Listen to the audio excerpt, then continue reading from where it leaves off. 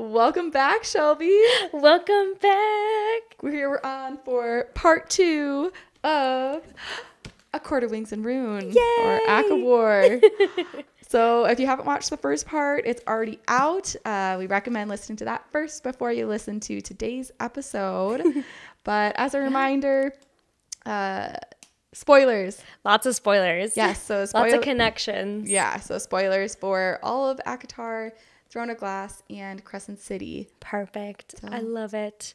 Let's get on with it. Perfect. Give us a follow and you'll catch up with all of our episodes. We're so excited to be on this SJM deep dive. And yeah, let's get into it. ACOWAR. I'm so excited. Like now knowing like how much I caught here, I know we get a lot of background in ACOSF. Mm-hmm. So I'm really excited to see how much we're going to get there too. Yeah. Yeah.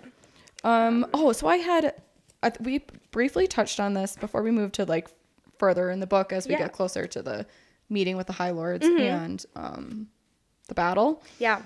There was one more thing I wanted to talk about on when Feyre goes into Lucian's mind. Yeah. And when they're in the library?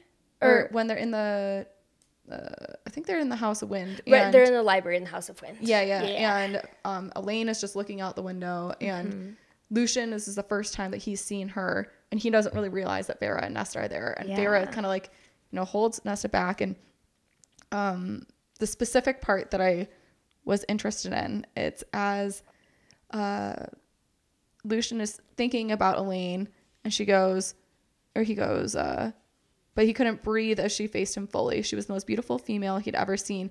Betrayal, queasy and oily, slid through his veins. He said the same thing to Jasminda. Jasminda, I don't know how to say her name, once. But even as the shame washed through him, the words, the scent chanted, "Mine, you are mine, and I am yours, mate." Did that remind you of Rowan's fake bond? Oh, in what sense? Well, because remember, Rowan kind of had that when wasn't it a human maybe? Before he meets Aelin. Yeah. And he thinks this other woman is there, but it's like, it kind of feels off. But he's like, oh, but you're my mate. But like, this is weird. And she's like I thought mates were different. Yeah. And for some reason that like him feeling betrayed for thinking that and stuff. Yeah. And I don't know, his reaction of like, oh, well, it's this, chemical pull of saying like, oh, I'm your mate, but this doesn't feel right. But it must be because I can smell it. Right. Like there's a bond there. There's a bridge there. Like I can see it. I can sense it. I can feel it. I can smell it. All the things. But I do wonder about like a fake mating bond, because at no point is Elaine comforted by Lucian's presence. Like she'll like chat with him every now and then, but like she usually stands back away from him. Even when he like pulls down the bond, she's like, "Why did you do that? What was that? Why did that just happen?" But she's very comforted by Azriel. She does seem at ease in his company a lot more. Yeah. Than like anybody else. Even Feyre makes a note that like Elaine would be very comfortable in the night court, and she would just have to look at Azriel for comfort. And okay, how nosy. Feyre is so nosy on everybody else's relationships. Yes. I would never do that. I would never pry like that. So nosy. She's nosy about Nesta and Cassian. Yeah. She's nosy about Lucian and how he's feeling. She's nosy about Mor and Cassian. Amryn. Mor and Azriel. Yeah, Amryn and Marion. Rhys and Cressida. She is just like nosy about literally everybody else's relationships, which honestly was funny. I loved it. But I kind of forgot how much she's like poking her nose and everything. I know, because she's the one that's like, all right, Lucian, like try to get in your mind. Like let's see what's going on behind that. But yeah, she made a lot of really good observations on like Elaine and Azriel specifically. Like she was clearly looking for it and paying attention to it. And so to me that was really cool to like see that this time around, like how comfortable Elaine really is with Azriel. She is. Yeah. And there were many times where like Azriel would like give a sly smile and like put out his arm, and she would come and like shyly grab it, and they would go out to the garden. Yeah, I thought that was sweet too. He seems to read her so much faster or better than everybody else too. Like he's the one who realizes she's a seer and that she's not just crazy. Yeah. Like he reads that. And when Farah and Az go to save Elaine when the cauldron has taken her towards the end, and she has this like looking at him like you came for me kind of reaction of like that he was the one that she was looking to be saved by. And there were a lot of points where like they'd all be having a conversation and Farah would notice they were like looking at each other. Which just makes me feel bad for Lucian, because maybe it is a real mating blonde, and it's like how Farah was with Tamlin and Reese in the beginning, right? Like she was already had interest in somebody else, and so it wasn't that she disliked Reese, but she didn't have the same like super strong gut pull at the very beginning, right? Like she grew into that, and so maybe Elaine can grow into that with Lucian too. But I love the three brothers, three sisters kind of trope would be nice. So I loved how much Farah had to say about Cassian and Nesta too. Oh my gosh, them in this book. That's what I was saying when I was saying before we started talking about spoilers about like teasers for the next book. Like, oh my gosh, their so little relationship. I know. So sweet. Like even in this book when he's like, you won't do it if you don't train. And she's like, why would I train with you? And he's like, you will. And they're like constantly looking to each other or for each other in this book, like in a very serious and intense way. Yep. Like at one point when they're at one of the battles and Nesta, I just picture her with her arms crossed, just like on top of the battlefield, like watching Cassian. Oh, this specifically. Well, and when she calls him back when the cauldron's power is about to be used, and is like frantic. She's like, no, back here now. Yeah, she's like, you get back here now. Ooh, chills.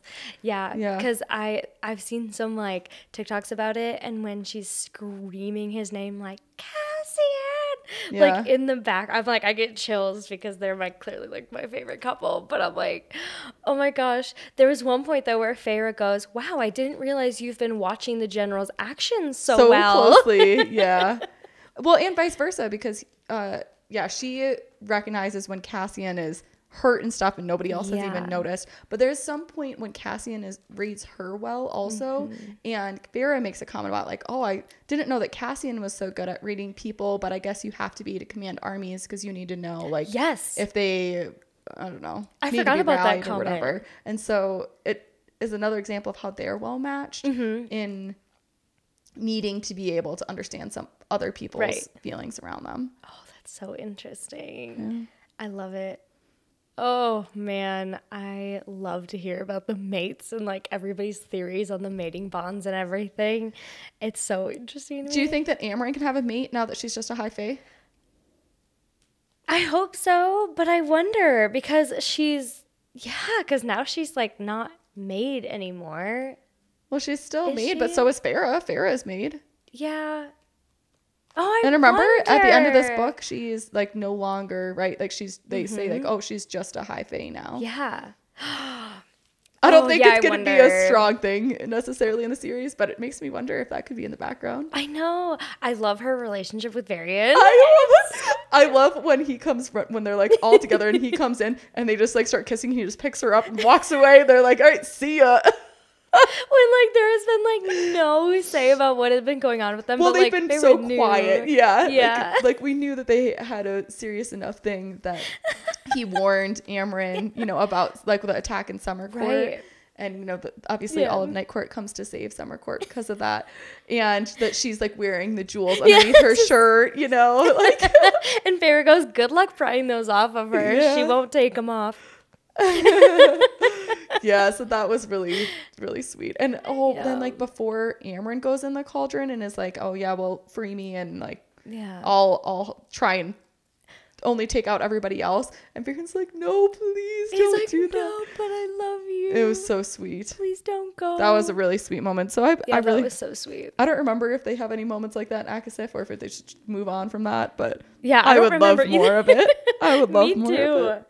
Oh my gosh. And like kind of on like the relationship and mating bonds, the relationship between Mor, Azriel, and Cassian was really interesting this time around. Yeah. I took like a special note of the way they were acting towards each other because there were so many times when Azriel would like look at more or try to react with more or try to have a conversation, and she just like wouldn't have it in a way that was just like unnecessary. But then every time something would happen, she would look to Cassian. So Az would look at Mor, and Mor would look at Cassian. And I thought that was really interesting because Cassian was looking at Nesta. But it's like, I wonder if Mor actually does have feelings for Cassian. I think she's just like really comfortable with Cassian. Like they went through a big thing together, and then he helped save her. And that when all of that shit went down in Autumn Court, I don't think she has romantic feelings for him. I think it's just like a real, like she trusts and values him as a very, very close friend. And I think that she does have that for Az, but she was too scared of like him thinking that it was more. She didn't want him to think it was more than it was. And so I think she would default to looking at Cass because that was the safer option of her two best friends. Because there's some mention of, and I think it was from Feyre's point of view, but when they were all together and Mor had looked at Cassian for something, and Cassian looked at Nesta and said something like what do you think? Like, I want to hear your opinion. And Mor gets visibly upset. And there were like a few moments where like Mor would get visibly upset. Oh, that's true. I did notice that actually, that was odd. And I'm like, clearly I'll know more after ACOSF, but like I think there were a few moments in ACOSF where she's like, what are you doing with Nesta of all people? Yeah, and it was hard to tell if she was just being protective of a close friend because she doesn't like Nesta that much, because most of them don't, right? At least in the beginning, most of them are pretty annoyed with both sisters because they know Feyre's point of view and they think it's unfair that the older sisters left her to fend for the whole family. Oh, absolutely. So yeah, I'll be interested in ACOSF to see if it feels more like jealousy or if it feels more of like protecting a close friend. Yeah, I'll be interested to see that too. Because to be fair, I think Rhys is probably also kind of like that, and he's clearly not interested in either of them. But I feel like he also has the same protective, like, you sure that's the one kind of attitude. Yeah, I guess he does have that a little bit. I think Az is the one that everybody is. That's the one I will watch the most, I think, in ACOSF, because I think that's the one that people are going to be the most protective over, because they know he's already been pining for Mor, who's not going to work out. And now he's pining for Elaine, who is supposedly mated to someone else. And, oh, poor Az. Well, so it makes you wonder. I think everybody's like trying to protect him from heartbreak too. Yeah, and I could definitely see that. I did notice towards the end of the book, though, Az stopped looking at Mor as much and started looking at Elaine a little bit more. His interests were shifting. Yeah, and so I liked that. So when they were also at that same battle that Nesta was like watching Cassian, and Mor finally tells Feyre everything. How did you feel about that? The timing felt so weird. Yeah, it did feel a little odd. Like, I was gonna tell you before you left, but now I have to tell you so.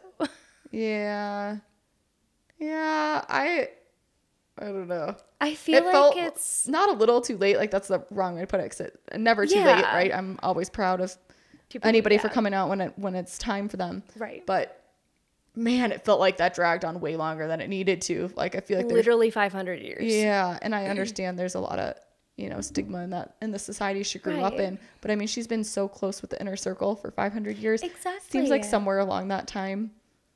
And like nobody's noticed. Yeah, I don't know. That's crazy to me. So that was, I thought that was a little bit interesting.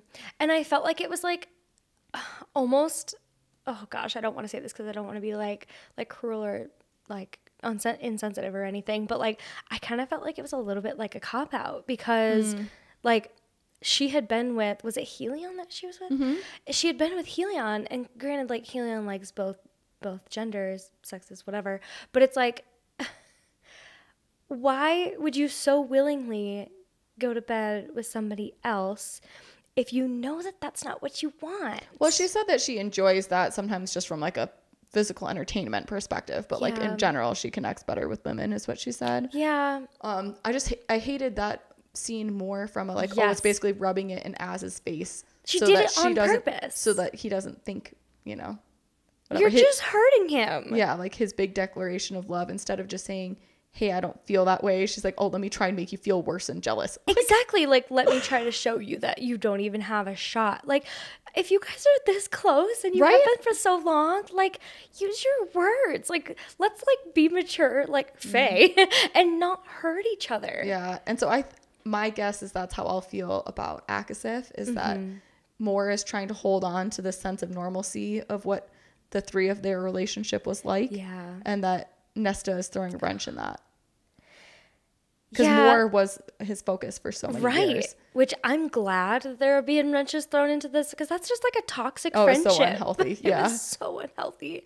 And it's just like not fair. Like, they all deserve to be happy, and Moore clearly isn't happy.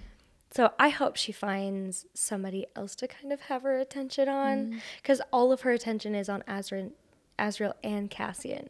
I said Asian. Asian. I love it. I'm really curious to know more about Azriel. I can't wait till it's either his book or he's a focus in a book, because he's also talked about kind of like how Reese has talked about so differently. Yeah. He's talked about so differently. And I just want to know what makes him so different. There's a point where when he's telling Feyre about, like, what's it, Vasa? Yeah, the Firebird. Yeah, when he's talking about, like, everything that had happened in the past, and, like, basically how, like, the weakest link can actually be your strongest strength. And I thought that was so interesting, because Feyre even takes note at one point. He says, their kind, not our kind, their kind. So I'm like, what else is going on with Azriel? Like, he sees himself as other. Well, he sees himself as other. I think part of that is because he didn't grow up with them, remember? Because he grew up, like, trapped in that room. Right. Like, not getting to be an Illyrian like everyone else. And so I think he doesn't feel a part of that and, like, learning to fly so late. But he was, like, 11. So it's still been almost 500 years that he's been a part of them. Yeah. So it makes me think if there's more to it. Yeah. I've seen some people try to theorize that Vasa is Lucian's real mate and not Elaine. Yeah. What do you think of that? So I didn't take, like, particular attention to it when I was reading it, but I remembered it from last time. And when they come back and they're just, like, so close and everything, Lucian was clearly so much happier. Yeah. And so I think I would like it. And, like, if she's a firebird, Lucian's power is fire. Like, they would go like so well. Yeah. Well, and the way that her personality is described is more like, how do I keep forgetting her name? Jasminda? Yes. It's more like her, the other woman that he was so in love with, that he saw murdered by his family. And Jasminda is so unlike Elaine. Yes. I think it's just part of the reason why I find that interesting. He makes that comment a few times. Like, it's just so different. So that stuck out a little bit. Yeah. And I was just interested. I know. And I don't remember, does Lucian go back with Vasa? No, I don't think so. I think he goes back to Night Court, doesn't he? Okay. Because Elaine at the very last minute, like, Vera kind of nudges her and then she invites him to come. She's like, oh, I guess you could come back and stay with us. He's like, okay. Yeah, okay, I'll be there. Okay, that's my mate. Yeah. Oh, what did you think about when they finally realize that Elaine is a seer, and so they start talking, and, like, they start to realize that everything she's saying is a vision. First, every vision that she has in this book comes true in this book. And so we're not left with any, like, strings. So I'm excited to see what visions she has in the next book. But there's a point where Cassian goes, oh, it's going to take more than that to kill me. And she goes, no, it's not. No, it's not. Then she just looks at him. ACOSF, isn't that the one? Doesn't he die in ACOSF too? I don't remember. I mean, like, die and come back, kind of like Reese did. Because Nesta is death and is like, yeah, fuck no, that's not happening. I actually don't remember. Oh, well, I'm pretty sure something like that happens, because I kind of feel like that same ploy happening a little bit in ACOSF, although it's been a while, so maybe I'm misremembering. I know, I'm excited to see. I think ACOSF is my favorite, and which is why I'm drawing, like, so much from it. But yeah, I don't know. I wonder if it's not an ACOSF, like, is something going to happen and Cassian's actually going to die? I saw this wild theory on TikTok that through Akasif, Cassian had actually died on the battle, and everything happening in Akasif is just Nesta trying to get through all of her trauma. Yeah, I feel like that's kind of like when people say that Harry Potter was all just in his mind because he was like, you know, locked in the cupboard and was literally going crazy. I'm like, okay, that's a little bit of a stretch for me. Sorry. Yeah. It's like, fun sure, to theorize that about could it, be theories, yeah, but like, I don't know about that. Oh my god. For me, at least. Yeah. Oh man. Oh, that is so funny.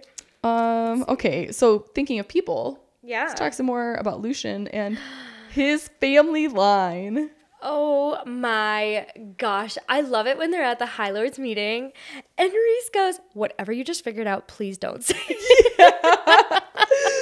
And Farrah tells Reese that she thinks Lucian is actually Helion's son and not Baron's. And Reese is like, how have I not thought about that before? Exactly. He's like, how have I not connected those dots? But it'll be interesting because I don't know how we could prove that. I know. But there's just like the implications of that are so interesting. So we know that he has fire from his mom because his mom is strong, from Autumn Court also. Because Feyre asks, well, like, why would he still have fire? And then they start talking about his mom and how powerful his mom was. Right. But it makes his eye maybe start to make more sense too, because Helion is the curse breaker, right?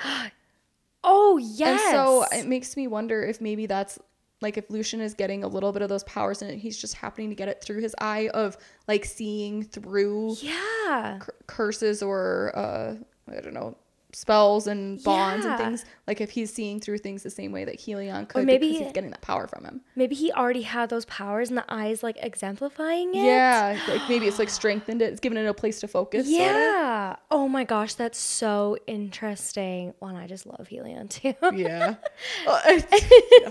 But so the other thing that is interesting about if Helion really is Lucian's dad. Yeah. So Helion has no other heirs that we know of. Tamlin has no other heirs that we know of for Spring Court. And then there's Autumn. So it kind of really leaves all three of those courts, I think, open to Well, I think Eris would take over. But for right now. But like, it just makes... I don't know that everybody in Autumn Court's going to survive all this stuff. So. Well, because it's crazy because Feyre asks him, would you like to be High Lord? He goes, nobody's ever asked me that. He's like, I don't know. I don't know if I would. Because she thinks he would be good at it. Right. Because he knows the people. Yeah. And so part of me does wonder, like, maybe, and that's why his brothers hated him so much, was because he was so powerful. And if he's got that like High Lord power, I wonder where that would be placed. That's so interesting. I would think it would be either Summer Court or Autumn Court, because I think Tamlin could give him the court, but I don't think he would have like an affinity for it. Like it's not actually in his blood. That's true. Because if we go back to I don't know if it was ACOTAR or the beginning of ACOMAF, when Reese is describing the courts and he says that the magic from the seasonal courts come from the High Lord itself. Yeah. And that the ones from the solar or whatever come like from the rest of the world or whatever, that they don't necessarily have control over it. So I could see that whoever replaces Tamlin, if Tamlin ever dies, because there are just a lot of people theorizing that's going to happen, right, as a part of his redemption arc. Yeah. But it would have to be a replacement High Lord that the magic could come from him. So I don't think that Lucian could work in Spring Court because he wouldn't be able to provide that power. Right. I didn't think about that until now. I didn't either. But I think that totally writes off Spring for me then, of him ending up. Because he's got his mom from the Autumn Court, but then his dad from Summer. Or not Summer, Day. Oh, you're right. It's dumb. I keep saying Summer. That's okay. It's Day Court, but you're absolutely right. So I wonder. That's so interesting. Yeah. So that makes me then lean even more into thinking that at some point maybe Day will have to step into. Oh my gosh. But I just wonder how it'll be proved. I know, me too. Well, I loved it too because when Feyre is like talking to Helion after the fact and he's telling about like this affair and everything, he was like he loved her so much. How friggin' smart was the the High Lady, she wasn't a High Lady, but like the wife of Baron. How smart was she that she's like, I'm having an affair, and she knew she was pregnant, so she was still sleeping with, disgusting. But yeah. Makes sense why she loves Lucian. He's the favorite. Exactly. I know. Yeah. But it kind of seemed like Baron wouldn't really, or I'm sorry, not Baron, Helion wouldn't be really surprised if he found out that Lucian was his, because he kind of kept giving these little like winks and like, we had a good time. Right. Like, I don't think that he knew, but I don't think he would be surprised if somebody suggested it. Right. I feel like Helion's the type of High Lord where if he actually knew for a fact, he wouldn't have like, he would have taken him in. He would have like done something about it sooner. Kind of thinking back on like the Spring Court and everything. What did you think about Tamlin's redemption arc? Do you think this was the redemption arc? I guess I don't know if it was the whole redemption arc, but I do think he was in the process of redeeming himself there. I think we touched on it briefly earlier, but his behavior at the High Lords meeting, was shitty. Rough. I mean, those were definitely low blows. Like the little sounds that she makes before she comes. Like, oh my God. Like, I mean, yeah, they were really low blows. But at the same time, Feyre was literally a Trojan horse, completely took down his court from within. And she made them so vulnerable. And he still showed up to that meeting. He still showed up and was like, I don't care how much I hate you. I care about making sure the world is okay. Yeah. And so he's like, he gave them all of Hybern's plans. Yeah. And then when he saves her, after they're like grabbing Elaine. Oh my gosh. Not only does he attack some of the hounds, to like let her try and take off, but he also gives her the breeze to like get to it's a warm spring breeze. I don't think I would have been able to survive without it. And he that literally like helps her learn how to fly, because after that point she's like totally fine with flying. And then at the very end, when he gives his drop of power to just bring Rhys back to life, and she's like, I'll give you anything, and he's like, be happy, Feyre. I mean, he's trying to come around. He's trying. She was shitty also, you know? And yeah, they both did things that were less than pleasant, but it's just, so yes. I hope we get to see a little bit more of Tamlin being happier and like being happier for Feyre and Rhys, but I could see why it would take some time to come around to it. Like, if he really thought that she was in danger and all this stuff was happening, like, yeah, it would take me a while to come around to it too. Like, when relationships end, especially in turmoil like that, like, it can take some time to get over that. So I hope we can see a little bit more of him being a little bit more happy. When they went back to save Elaine this time around, I think that's one of my favorite parts of the book, when she's like trying so hard to get away and he helps her, and then he also like skedaddles. I loved that. Yeah. So what do you think? Did that feel like the end of a redemption arc? Like, does he feel redeemed for you? I don't know if he feels completely redeemed. I think I would still like to see a little bit more of an alliance. Like, because even in the last battle, he comes with any army that he has, and he like does fight on the side for Prythian. But I don't know. I still would like to see more. I don't know if we're going to get more. Like, I think this was supposed to be the full redemption arc. But I don't know. I think I would still like to see a little bit more before I'm like, oh, Tamlin's like not awful. Like, to be excited about Tamlin again, I would like to see more. Yeah. Fair. Yeah, definitely to be excited about him. Yeah. So, yeah. There were so many times foreshadowing Rhys's self-sacrificing. Oh gosh, yeah. There were like 3 parts in the book before it actually happens at the very end, where like he had gone off and done his own thing. Like, when he comes back from being on the continent and she's like, why did you go alone? Like, you keep sacrificing yourself. Like, you have to stop doing that. And he was like literally just brushes it off. I was sobbing because I knew what was happening when she was at the cauldron, and she's like drawing from his like, power. I love you. Like, be safe, like, go. And I was just like sobbing.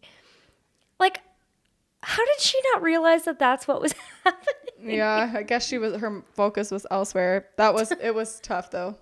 And I think it was sad. His self-sacrifice, whatever, was sad. But I think I was just still more mad at Amren in that moment because her betrayal, like I said, hit so much harder this time for me. It really did. And so I think I was just so mad at her that they were even in that position to have to do that. Exactly. Yeah, because, I mean, it was pretty much Amren's fault at that point that they even had to do that. Yeah. And so Rhys self-sacrificing himself, well, I guess that's what that would be, sacrificing himself is basically because Amren couldn't help. Yeah. I didn't love that. Sometimes when I remember the battle scene, I know it's Elaine that kills the King of Hybern, but for some reason I feel like it's Nesta. It's because Nesta, I don't know, is like already kind of fighting with him. Yeah. And then Elaine just sneaks in for like the kill shot from behind. Gotcha. Well, but doesn't Nesta like twist the knife and cut off his head though? Yes. Yeah. So I think that's probably why like that part stinks in our mind. But yeah, even Elaine is like, don't touch my sister. That's my sister. Yeah, I love that. But I isn't think it crazy? Elaine is going to be more badass than people expect because she hasn't had to be. Like, she can be soft. Right. Because everybody else lets her. But I also wonder if part of the reason why she's that soft is because she thinks that's what other people want from her. Mm-hmm. Yeah. So I'm excited for an Elaine book. Yep. I'm really excited for an Elaine book because even in this book, she would be like, no, that's not what I was thinking. Or she would like stand up and say something. And in the last book, she was like, fuck those queens. Yes. I hope they all burn in hell. I know. Oh, that was so good. Isn't it crazy though that like, so Elaine comes for Nesta when they're fighting, but like neither of them go for Feyre and go help her. For some reason, I imagined the like, obviously battlefield is very big and that the cauldron was like way not in the same location as where Nesta and Elaine and Hybern were fighting. Gotcha. Because I knew that they were trying to separate Hybern from where the cauldron was so Feyre could go there. And that Feyre was only watching it like through the cauldron. Right. And so I guess I saw it as like they were like so far away from each other that it wasn't even like they could have. Like they would have been running through like a mile of battle to get there. Okay. That's how I pictured it in my mind at least. Which I'm glad you bring that up because that's kind of just like on to the point you were saying in the very beginning where like this wasn't the best battle scene. Like I was confused at some points on like what was happening. Because from reading it the last time, I totally thought that the battle was like in like this bowl-shaped like battlefield and everybody was like in the middle and so people are like standing on like above just watching it happening, but that's not how it was at all. It was like all uphill and Rhys and Feyre and like their crew was on the bottom watching it all happen on the top.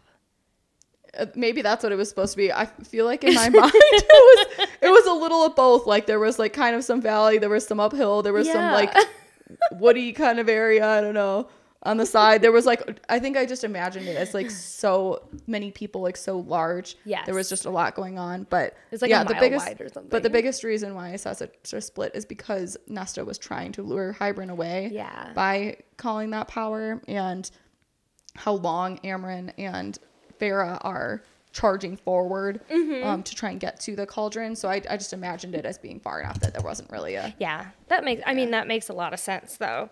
That makes a lot of sense.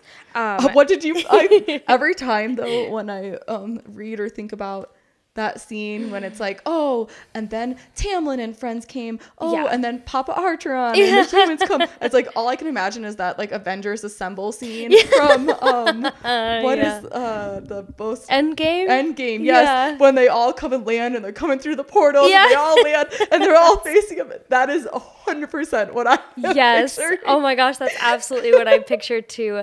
It hit me so hard this time when they're looking out to sea. And Feyre's like, oh no, they have more people coming. And then they see the flags and then Daddy. I know. And she's like, oh my gosh. And he's sailing on the Nesta.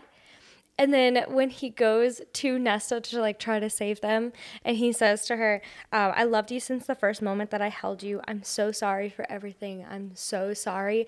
And he just profusely kept apologizing. What do you think he's so sorry for? First sitting on his ass after after his legs got hurt and everything went down. And Nesta in particular was like the only one who hadn't really forgiven him for not stepping up and trying to care for them. And I think that's what he was apologizing for. And I think it was like he finally had tried to go and do something right, tried to go and help, and that, you know, that ended in his sacrifice. But yeah, but also it was, you know, I think in the last episodes we were like, oh, what is Dad doing? Because we kind of forgot. So, you know, he was going to gather the human armies and stuff. How do you think he knew to look for Vasa or what she is?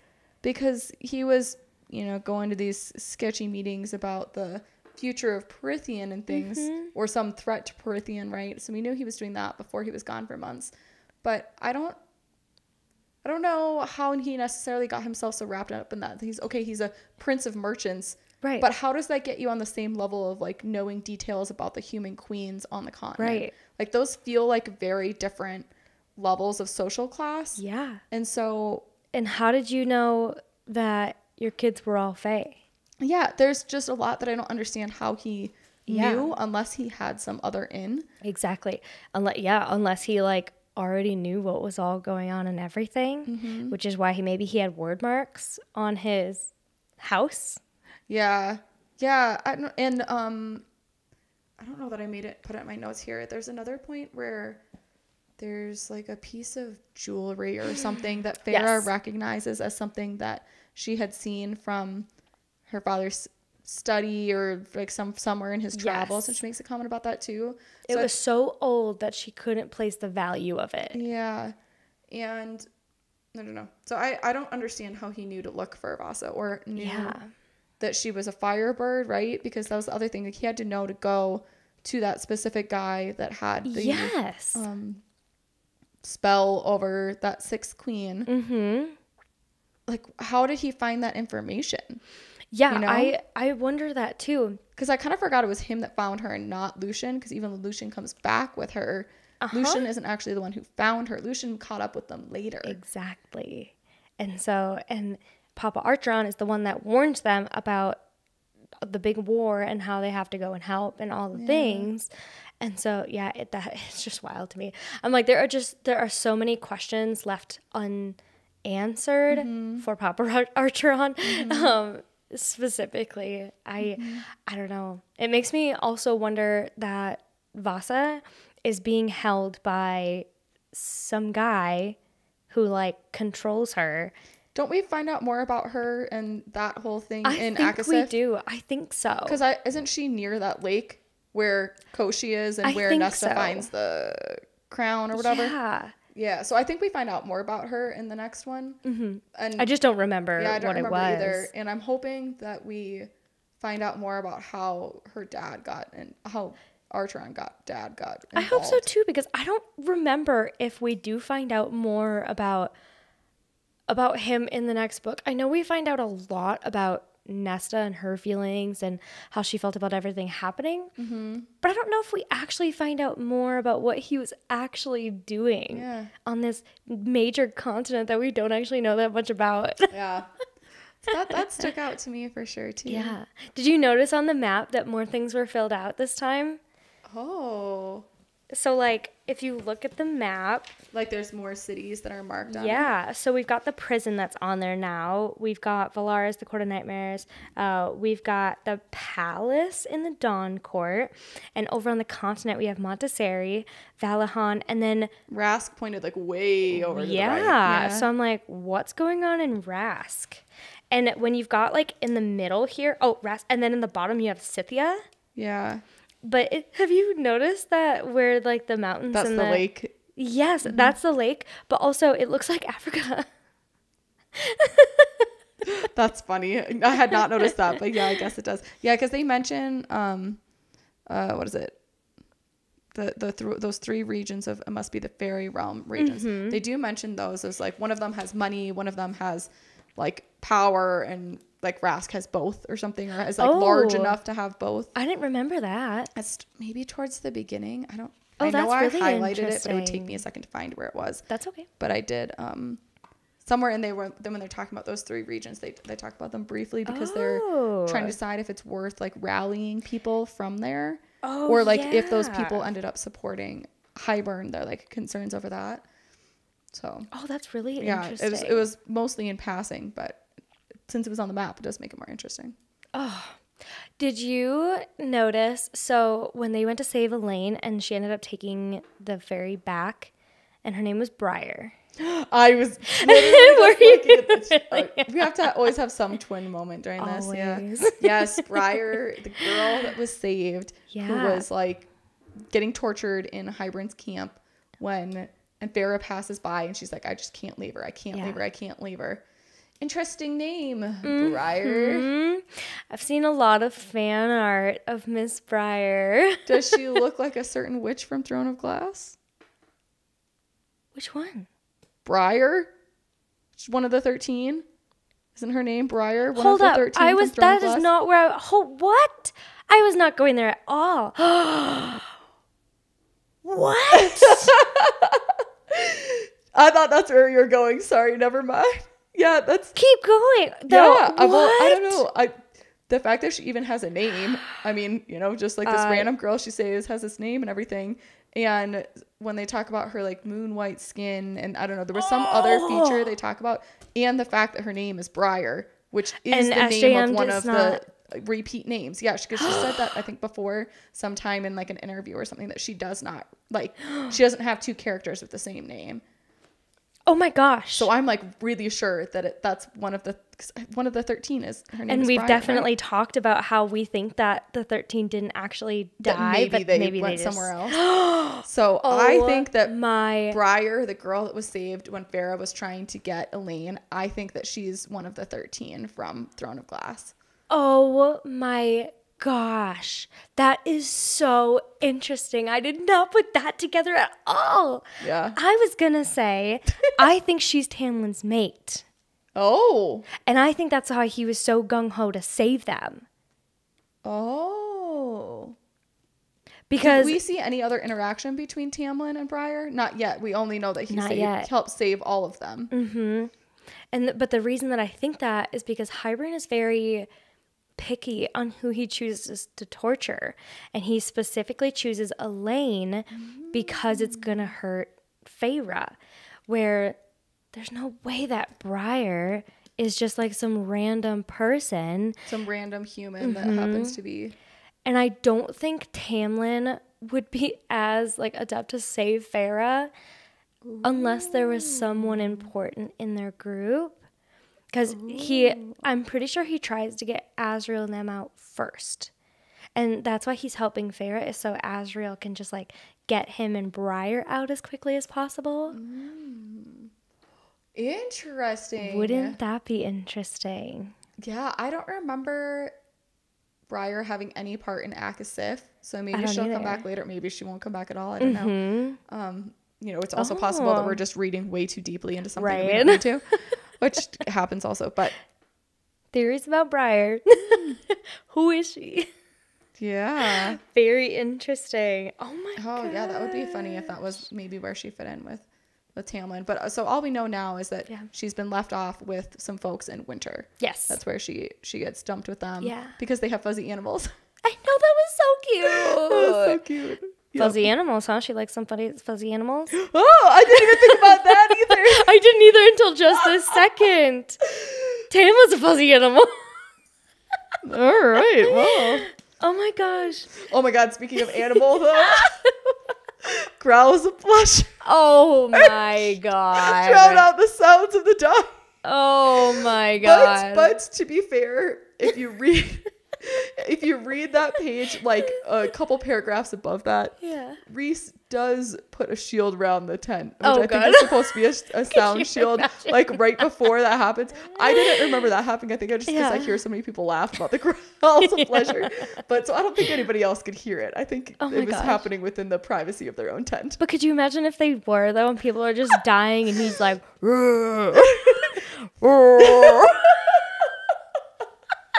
The memes and jokes about that always crack me up. Oh my god, so that's funny. so funny. Yeah. Going back to talking about witches, when did the Illyrians ask Nesta, "Are you a witch?" And she just goes, "Yes."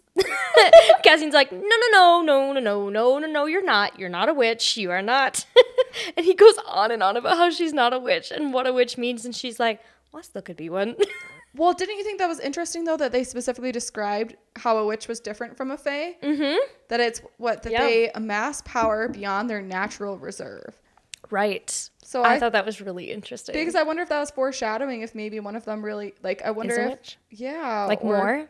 Yeah. Like, whose name means dark witch? Yeah, I don't know. I just thought that was interesting that they would even make that distinction. It makes me feel like witches at some point, and maybe because of Throne of Glass, are going to be...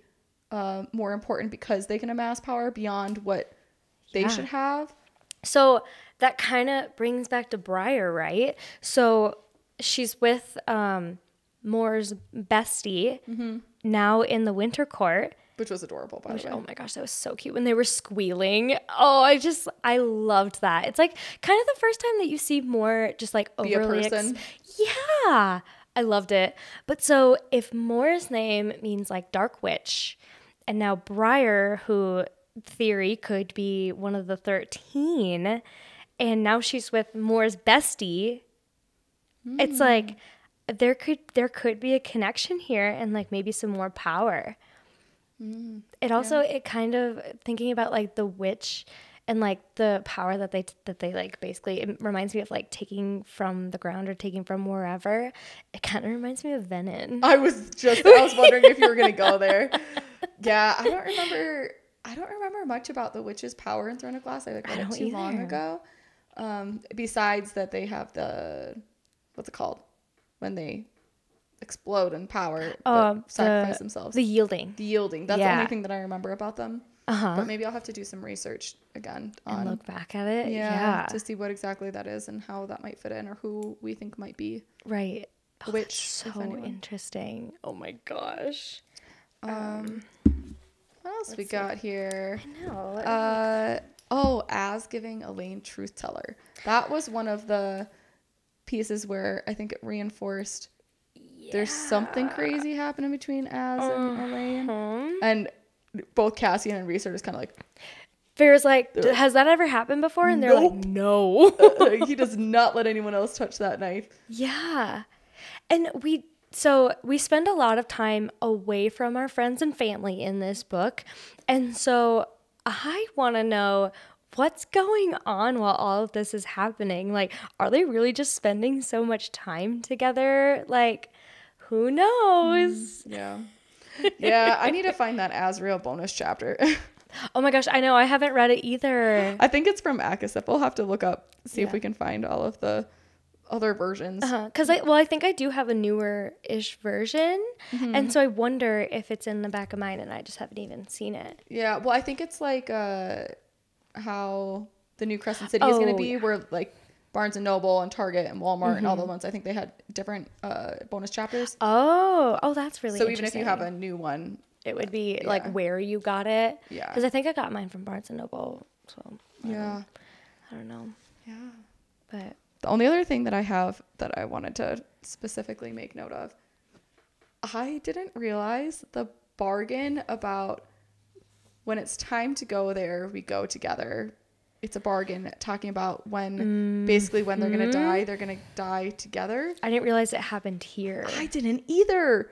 I thought it happened in A Court of Frost and Starlight. Yeah, I thought it was like after she already got pregnant. Yes. I didn't realize it happened now, but yeah. Yeah, but they were, I was like, wait, what? She goes, the skin on my left arm tingled like a warm snake down it. Another tattoo there. I was like, wait a second. I didn't realize it was in this I didn't either. Holy cow. Yeah, I was really surprised by that. So that, and the fact that was how that finished off, knowing what's going to happen, I was like, holy crap. Well, and then when she was talking about it, I don't think she was talking like I don't want to say seriously because she obviously wasn't it was phrasing serious. it like a bargain. Right. And Reese is like, all right. It's a bargain. It's a bargain. Yeah. And I think it was unintentional. Yes, I think it was unintentional. Yeah. Oh my gosh. Yeah. Oh man. That just brings up so much PTSD from ACOSF. I know. Or from Frost and Starlight, right? This isn't an ACOSF. It's an ACOSF, isn't it? Yep. Are you excited for the Christmas special? Yes. Oh my gosh. In front of the Christmas tree? I know. Yeah. Look forward to our Quarter Frost and Starlight. The Christmas special of ACOTAR the timing is lining up so well. It really is. We are going to have it release on Christmas Eve. And yes, we're going to record in front of my Christmas tree. So I hope you're excited for that. So cute. I'm so excited. Well, because the last 2 books have just been like massive things happening. I forgot how much happened in this book. A lot. Oh my goodness, just run from here and run from there. And we've got this happening and now this happening. And now we get to listen about snowball fights. Yeah, that's going to be cute. It'll be a nice little breather before we go into, then we just have Silver Flames, Crescent City 1 and 2. And we got a new Crescent City coming out. Oh my gosh. Yeah, I will unfortunately be out of town when it arrives at my house. Yeah. Yeah. Oh my gosh. And everybody's going to have read it by the time that I come home. I'm going to have to it's going to be like Iron Flame. I'm going to have to keep my mouth shut. I felt so bad when I was going to read Iron Flame right when it came out. I was like trying to wait until you were done. But then you went and picked it up. She's like, I can't wait for mine to come in the mail tomorrow. No.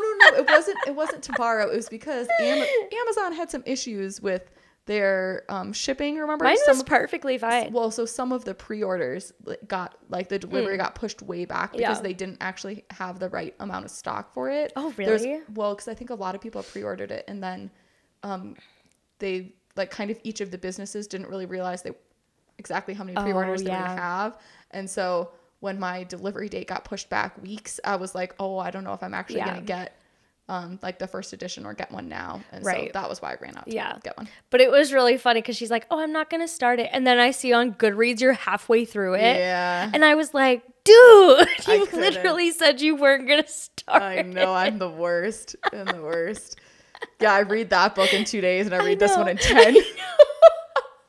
Okay, which is hilarious too because the word count in so high. It's higher than Crescent City too. Yeah, it's a long book for sure. Yeah, and I was dragging through that one. Yeah, because there was a lot happening, and I wasn't as interested in the first half of it. And we'll have a whole episode on it eventually, but. Yeah, that one I'd really dragged through. Anyways, so we've got it'll be good though. Yeah, new books coming out pretty soon, and we've got a couple good episodes coming out before then. I'm so excited. And then we'll have to start thinking about what we're going to do after Crescent City 3 comes out. Which is so wild. Good point. Well, if you've made it this far in the episode and you have suggestions that you'd like to throw out there, or if you are an author and want your book to be considered for one of our episodes in early 2024, now is a good time to get on our schedule because we do start to plan our books early. We do. So let us know if you have good suggestions or if you're really excited about one that you want us to add to our list. And feel free to look on our Goodreads. There we go. Link is in our bio so you can see what we've already read. Yeah.